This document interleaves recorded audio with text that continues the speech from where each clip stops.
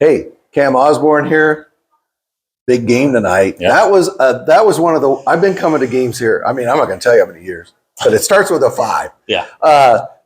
I think that is up there with one of the wildest I've ever been around. No kidding. I mean, Multnomah, they really speed you up. They're probably one of the most physical teams I think I've ever played against.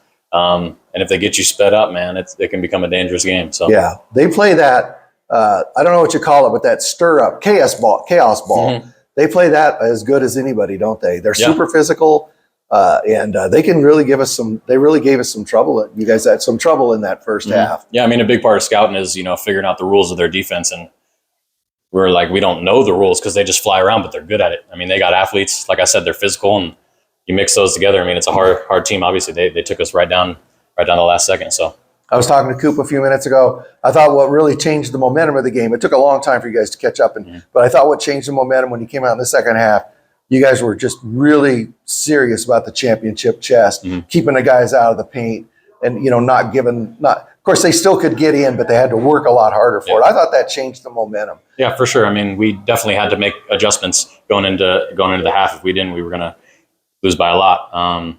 And we just came together in the locker room and, really started talking about defense because we have a good enough offense that I feel like we can beat anybody. But if we're not sitting down, can't beat anybody, College basketball is all about defense. So we start sitting down, getting stops, pushing the ball, playing OIT basketball. It's hard to stop.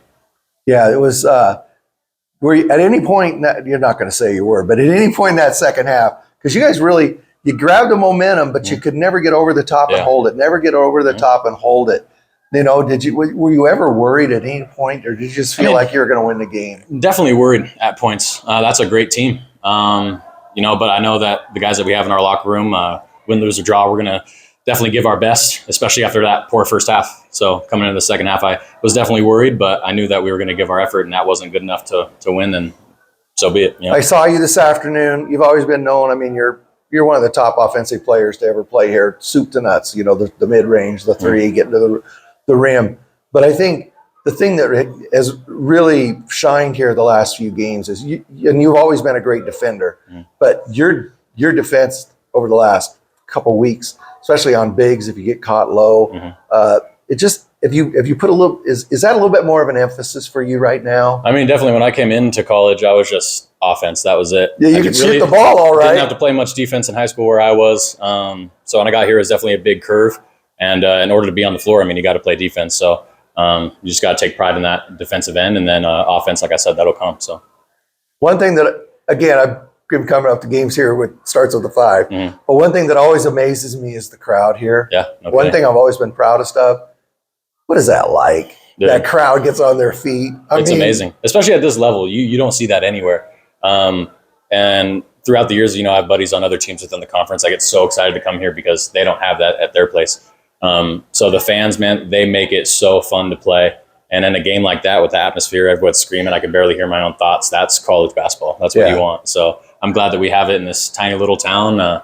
It makes it so fun. It makes it such a special opportunity. And I'm so happy. The Klamath Basin loves the Owls. Oh, yeah. But I want to ask you about that because this is my personal opinion. I think that, it jazzes you guys up. The crowd is great for you.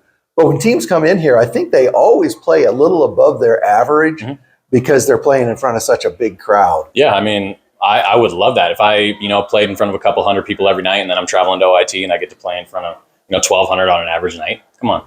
That would get me so up. That would be so exciting. I love it. I really love it. So you got 10 games to go now. Yep. And where do you feel like the team is right now?